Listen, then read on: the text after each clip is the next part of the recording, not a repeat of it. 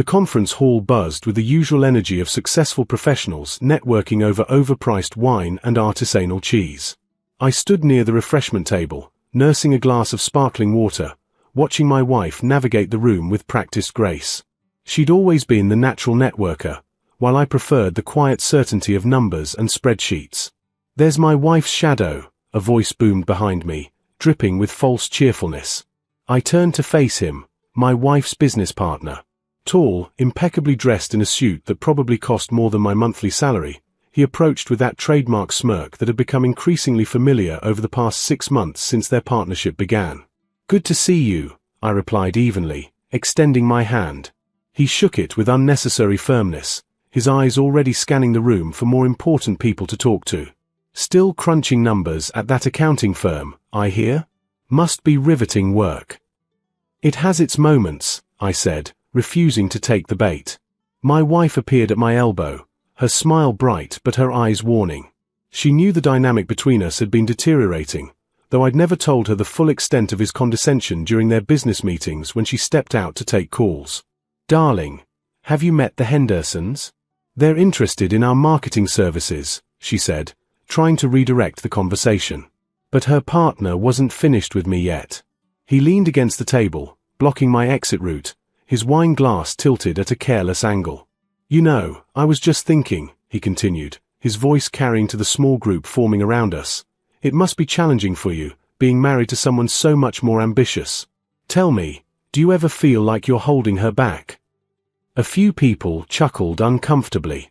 My wife's face flushed with anger, but I placed a gentle hand on her arm before she could intervene. I'd learned long ago that arguing with men like him only fed their ego. "I support my wife in everything she does," I said simply.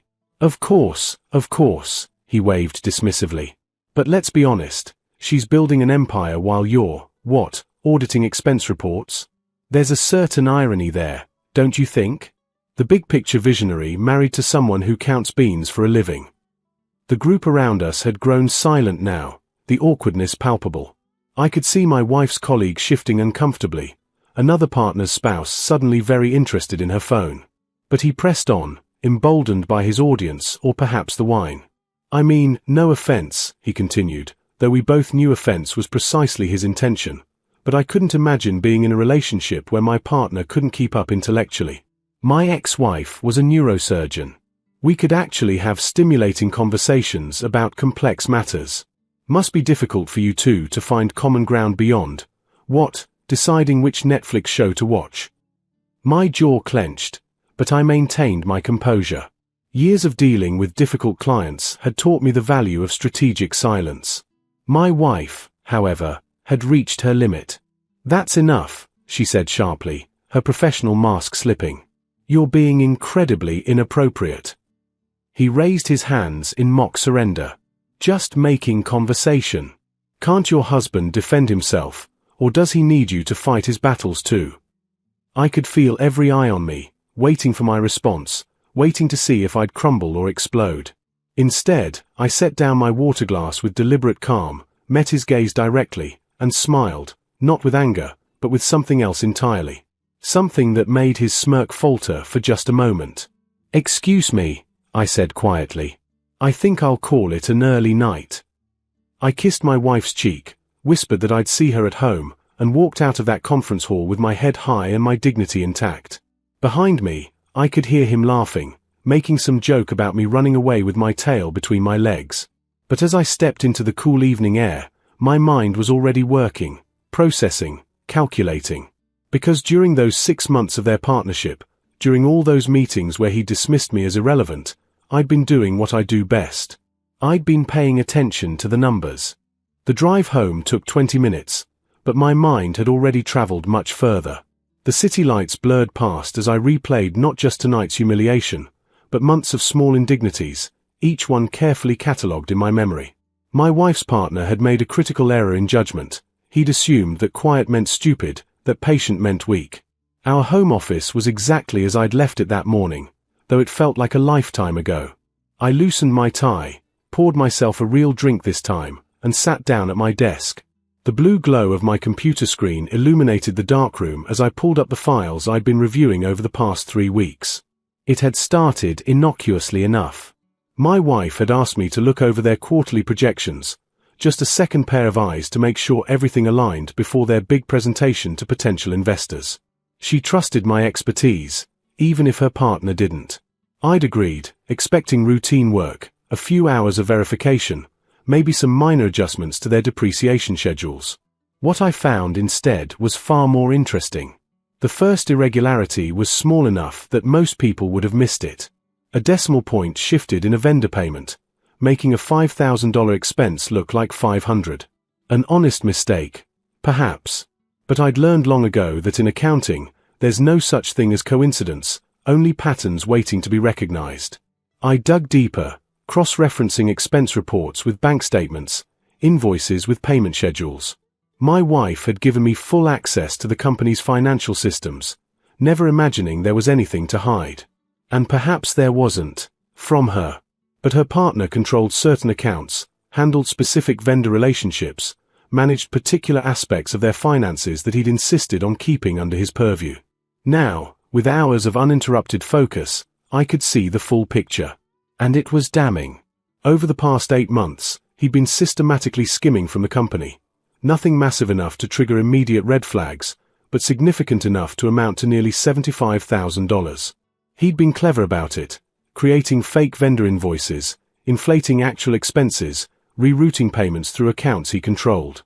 The kind of thing that would look legitimate on the surface but crumbled under scrutiny. More troubling were the investor documents. He'd inflated their revenue projections, understated their expenses, and painted a picture of profitability that simply didn't exist. The presentation they were preparing for next week's big investor meeting was built on numbers that ranged from optimistic to fraudulent. My wife had no idea. She trusted him completely, focused on the creative and strategic aspects of the business while he handled the boring financial stuff. He'd positioned himself as the responsible one, the numbers guy, all while ensuring she never looked too closely at the actual books. I sat back in my chair, the weight of this knowledge settling over me. This wasn't just about recovering stolen money or correcting financial statements. My wife had invested everything into this partnership. Her savings, her reputation, her future. If these fabricated numbers were presented to investors and later discovered, she wouldn't just lose her business. She could face legal consequences for fraud she didn't even know she was committing. The question was, what to do about it? I could tell my wife immediately, let her confront him, trust in their partnership to work it out. But I knew how persuasive he could be, how he'd spin it, minimize it, probably blame some junior accountant or claim technical confusion. He'd been manipulating perceptions for months. He wouldn't suddenly stop now. I could report it to the authorities, trigger an investigation. But that would immediately implode the business, taking my wife down with him before she had a chance to protect herself. Or I could handle it myself. Directly. Strategically. I pulled up his contact information, staring at his cell phone number on my screen. It was nearly midnight now. My wife had texted that she was staying late at the event, doing damage control and apologizing to clients for her partner's behavior. He'd apparently continued his performance after I left, growing louder and more obnoxious as the evening wore on. Perfect. I began compiling evidence, taking screenshots, downloading files, organizing everything into a clear, irrefutable narrative. Bank statements here, falsified invoices there, a side-by-side comparison of actual versus reported numbers. I created a simple spreadsheet that even a financial novice could understand, color-coding the discrepancies in stark red against the legitimate transactions in green. By 3 in the morning, I had everything I needed. A complete dossier of his financial misconduct, organized chronologically, with supporting documentation for every claim.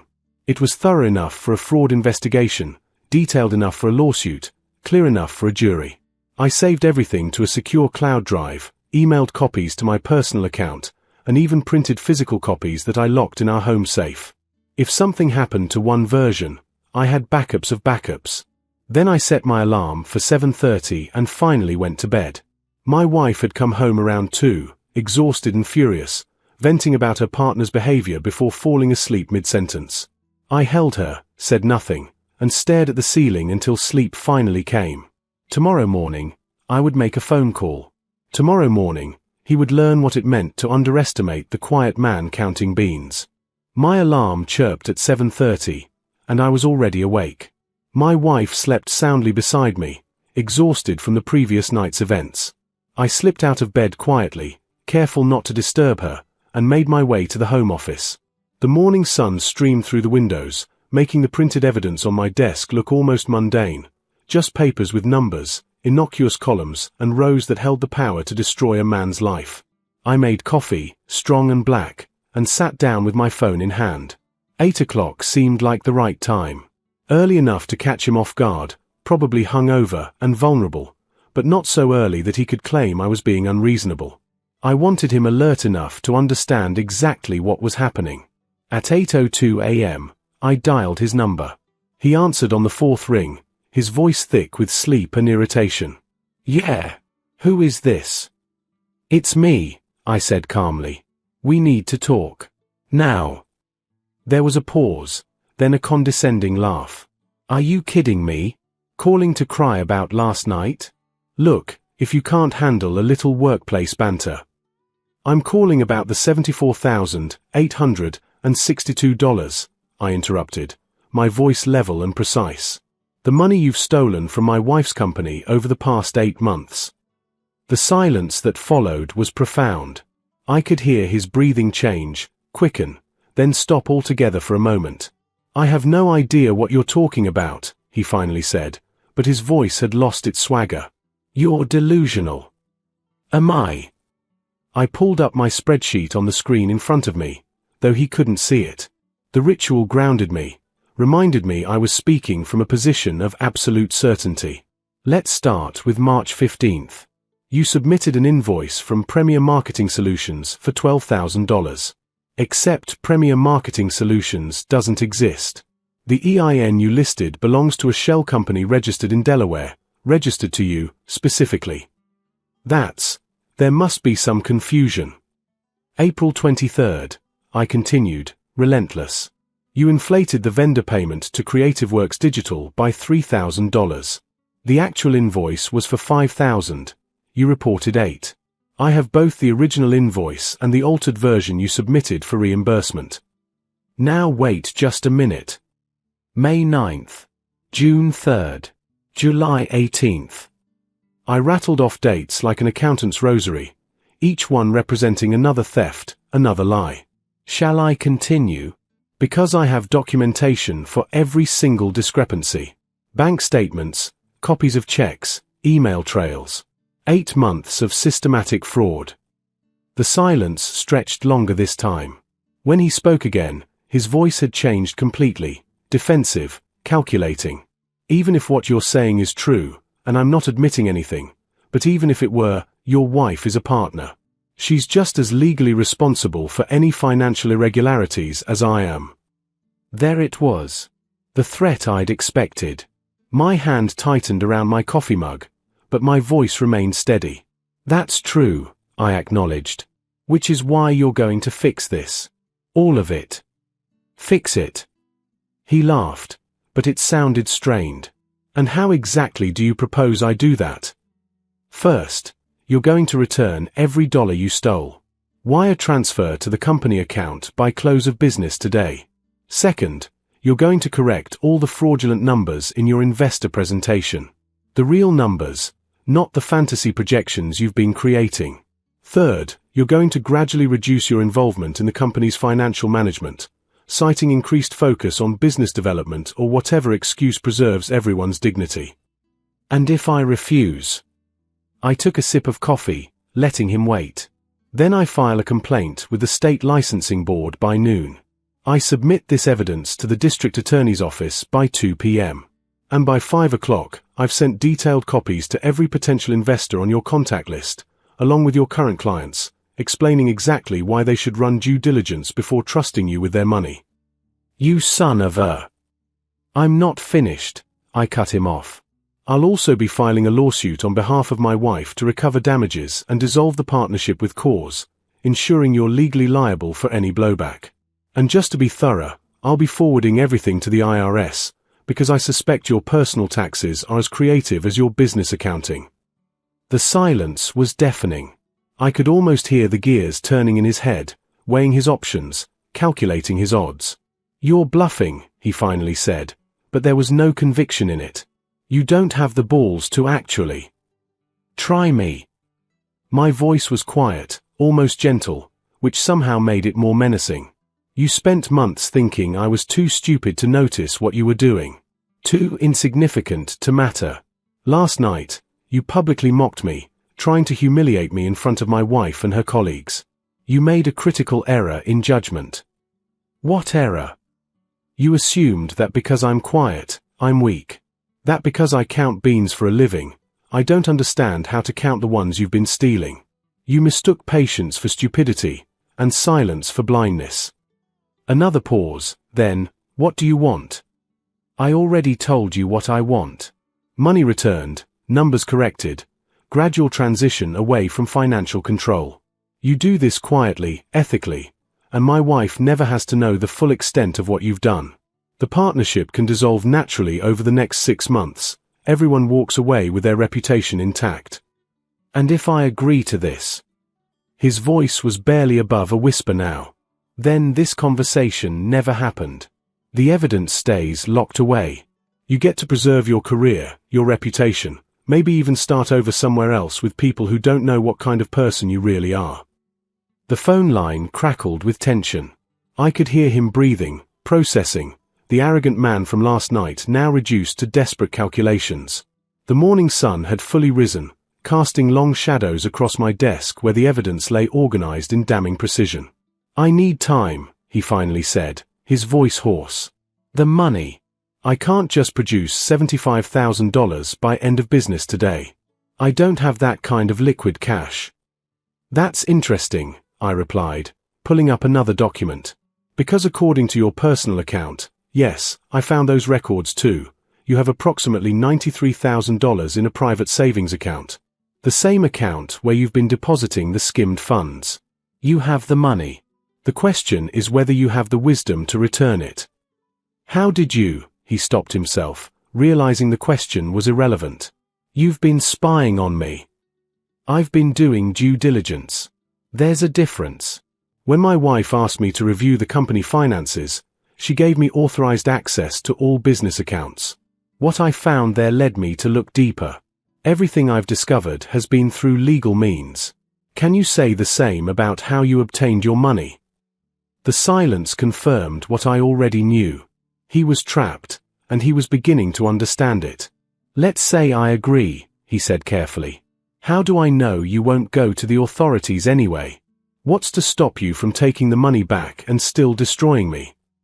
It was a fair question, and I'd anticipated it. Because unlike you, I actually care about my wife.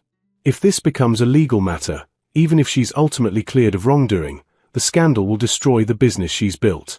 Her reputation will be damaged by association. Clients will flee. Future opportunities will evaporate. The only winner would be the lawyers. So this is all for her. Everything I do is for her. Which is something you should have considered before you made her an unwitting accomplice to fraud. I heard him exhale slowly, the fight draining from him. "What about the investor presentation? The numbers you want me to correct, they'll make the company look much less attractive. We might not get funded at all." "Then you don't get funded based on lies. My wife would rather build slowly with truth than quickly with fraud. The real numbers still show a viable business, just one that needs more time and genuine growth. Investors who are worth having will appreciate the honesty. And my involvement in the finances. You're going to discover a sudden passion for business development. Maybe suggest bringing in a professional CFO, someone independent who can professionalize the operation as the company grows. My wife will probably think it's a brilliant idea. She's always been more interested in strategy and creativity anyway. You'll gracefully step back from the numbers while maintaining your role in other areas. Until the partnership dissolves. Until the partnership naturally runs its course. 6 months, maybe a year. You'll cite different visions for the company's future, completely amicable, no drama. She keeps the company. You walk away with your initial investment and dignity intact. Everyone moves on. There was another long pause. I sipped my coffee and waited, letting him work through his options. From the bedroom, I heard my wife stirring. I had maybe 10 more minutes before she woke up. "I need something in writing," he said finally. "Some guarantee that if I do all this, you won't come after me later." "No." My voice was firm. "Nothing in writing. No evidence of this conversation, no trail, no leverage for either of us. You have my word that if you do exactly what I've outlined, this ends here. You'll have to decide if my word is worth trusting." "How can I trust you?" "How can you not? I hold all the cards. If I wanted to destroy you, I could have done it already. I'm offering you a way out that protects everyone, including yourself. The only thing you have to sacrifice is your pride and your stolen money." I heard my wife's footsteps in the hallway. Time was running short. "I need your answer now," I said. "My wife is waking up. Either you agree to these terms, or I spend my morning making phone calls that will ruin both of you. Choose." "This is blackmail," he said weakly. "No, this is consequences. Blackmail would be if I demanded money for my silence. I'm demanding you correct your crimes and return what you stole. There's a difference, and you know it."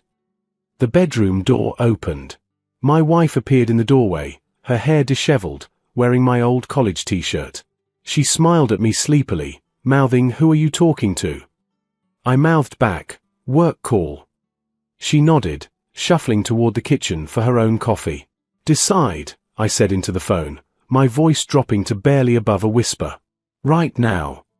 Fine. The word came out strangled, defeated. Fine. "I'll transfer the money today. I'll correct the numbers in the presentation. I'll step back from the finances. Just, don't destroy everything. Confirm it. Say it clearly. I agree to your terms. All of them." "Good. You'll receive wire transfer instructions from the company account within the hour. I'm going to suggest to my wife that we consolidate some accounts for better tracking, completely routine. You'll send the money as a capital investment to help with cash flow. Then you'll schedule a meeting with her this afternoon to discuss the investor presentation, during which you'll suggest being more conservative with the projections. Blame it on wanting to underpromise and overdeliver. And the financial transition. Give it 2 weeks, then float the CFO idea. Make it sound like your innovation, your strategic thinking. She'll probably praise you for the maturity and business acumen." He laughed bitterly. "You've thought of everything. I've had time. You gave me months of watching you disrespect my wife, steal from her, and risk her future. Last night was just the final straw. Consider yourself lucky that I value her happiness more than revenge, because believe me, revenge would be so much more satisfying." "I'm sorry," he said quietly. "For what it's worth, I'm sorry. About everything." "Don't apologize to me," I replied. "And never apologize to her, because she'll wonder what you're apologizing for. Just do better. Be better. And stay the hell away from my family once this partnership is over." I ended the call and sat back in my chair, my heart pounding despite my calm exterior. Through the doorway, I could hear my wife in the kitchen, humming while the coffee maker gurgled. The morning light made everything seem ordinary, domestic, safe. 3 months had passed since that morning phone call, and the transformation had been remarkable. I stood in the kitchen making breakfast, watching through the window as autumn leaves drifted across our backyard, each one a small reminder that change was the only constant. My wife's company had evolved in ways neither she nor her partner had anticipated. The investor meeting with the corrected numbers had actually gone better than expected. The potential investors appreciated the conservative projections and realistic timeline, seeing it as a sign of mature business thinking rather than desperate optimism. They'd funded the company, though at a slightly lower valuation, one that reflected actual value rather than fraudulent projections. The capital investment that mysteriously appeared right before that meeting had helped tremendously with cash flow. My wife had been surprised and touched when her partner contributed additional money, interpreting it as a show of commitment to their partnership. I'd said nothing, just smiled and told her it was good to see him taking things seriously. 2 weeks after my call, exactly as I'd orchestrated, He'd suggested bringing in a professional CFO. My wife had loved the idea, seeing it as evidence that the company was maturing beyond its startup phase. They'd hired someone within a month, a competent woman with impeccable credentials who immediately began implementing proper financial controls and oversight. The interesting thing was, once he wasn't able to manipulate the numbers, his true contribution to the business became clear. He was actually quite good at business development and client relationships when he wasn't distracted by theft and deception. My wife began to see both his strengths and limitations more clearly. "Coffee's ready," my wife announced, entering the kitchen with her laptop under her arm. Even on Saturday mornings, she was constantly working, but now it was the healthy kind of dedication rather than the panicked kind born of hidden problems. "Thanks," I said, sliding a plate of eggs toward her. "Big plans today?" "Actually, yes." She set down her laptop and looked at me with an expression I couldn't quite read. "I need to talk to you about something." My heart skipped slightly. Had she discovered something? Had he confessed? I kept my face neutral. "What's on your mind?" "I've been thinking about the partnership," she said, picking at her eggs. "About the business, where it's going, what I really want." "Okay," I said carefully. "I think I want to buy him out. Dissolve the partnership and take full ownership." I paused, coffee cup halfway to my lips. "Really? What brought this on?" She sighed, running a hand through her hair in that way she did when she was processing complex thoughts. "It's been building for a while, but last night crystallized it. We had a strategy meeting, and we don't see the future the same way. He wants aggressive expansion, multiple locations, franchising. I want something more sustainable, more focused on quality than quantity." "Those are pretty different visions," I agreed. "And honestly..." She looked up at me, her eyes showing a vulnerability she rarely displayed. "After that networking event 3 months ago, where he was so horrible to you, something shifted for me. I started paying more attention to how he treats people, how he makes decisions. The more I watched, the more I realized we have fundamentally different values." "You never talked about that night afterward." "Because I was embarrassed. Ashamed that I'd brought you into a situation where someone would disrespect you like that. You handled it with so much grace, just walking away, but I should have shut him down harder. I should have." "Hey," I interrupted gently, reaching across the table to take her hand. "You did shut him down. You don't need to carry that." Still, it made me see him differently. And then I started noticing other things. The way he talks to our younger employees. How he takes credit for collaborative ideas. Small things, but they add up. She squeezed my hand. "I think ending the partnership would be best for everyone, including him. We're holding each other back." "Have you talked to him about this?" "Not yet. I wanted to talk to you first. It'll be expensive. I'll have to buy out his share of the company, probably take on debt. We might need to tighten our belts for a while." I smiled, feeling a weight I didn't know I'd been carrying lift from my shoulders. "I think you should do it. If it's what you really want, we'll make it work financially." "You're sure?" "It might mean delaying some of our plans. The house renovation, that vacation to Japan you've been dreaming about. Those things will still be there. Your happiness and the integrity of your business? Those can't wait." She came around the table and hugged me, her head resting on my shoulder. "How did I get so lucky to find you?" "I ask myself the same question every day," I murmured into her hair, meaning it completely. That afternoon, she met with her partner at a coffee shop downtown. I waited at home, trying to read but mostly just watching my phone. When she finally called, her voice was bright with relief.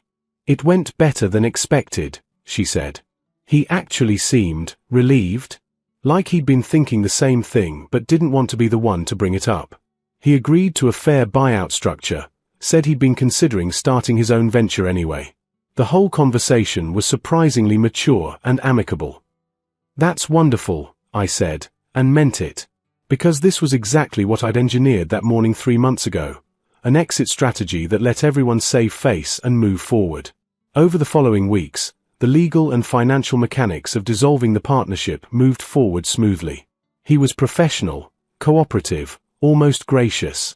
During the few times I saw him at business dinners or events, he was polite to me, careful even. We never spoke about that phone call, but sometimes I'd catch him looking at me with an expression that mixed resentment with grudging respect. The final papers were signed on a Tuesday afternoon in November. My wife came home with champagne and takeout from our favorite restaurant. To new beginnings, she toasted, her eyes shining. To building something that's truly yours, I responded, clinking my glass against hers. As we ate and talked about her plans for the company, I felt a profound sense of peace. The quiet man who counted beans had protected his wife, corrected an injustice, and orchestrated an outcome where everyone emerged intact. She had her company, free from fraud and toxic partnership. He had his freedom and a second chance to build something honestly. And I had what I'd always wanted, my wife's happiness and security. You know what I realized, she said later, as we cleaned up dinner together. That night at the networking event, when he was being awful to you and you just walked away. I thought you were being passive. But you weren't, were you? I paused, dish towel in hand. What do you mean? You were being strategic, choosing your battles, not wasting energy on someone who wasn't worth it. She turned to face me fully. You're the smartest person I know. Not because you have all the answers, but because you know when to speak and when to observe, when to act and when to wait. I just try to solve problems effectively, I said softly. Well, you do. Every single day. She kissed my cheek. My brilliant bean counter. I laughed, pulling her close. Happy to serve. That night, as she slept beside me, I lay awake thinking about power and perception.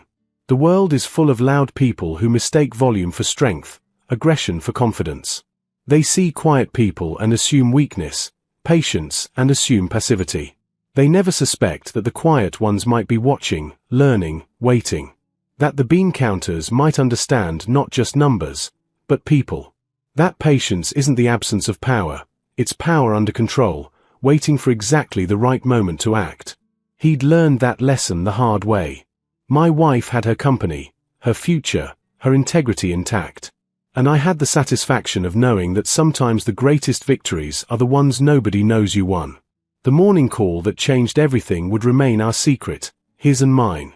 Let him carry that knowledge, that understanding of how close he'd come to losing everything. Let him remember that the man he mocked, the man he thought insignificant, had held his fate in his hands and chosen mercy over vengeance. Because that's what power really is. Not the ability to destroy, but the wisdom to know when not to. I closed my eyes, finally ready for sleep, the weight of the past months dissolving into the peaceful darkness of our bedroom. Tomorrow would bring new challenges, new numbers to count, new problems to solve. But tonight, everything was exactly as it should be. The quiet man had won.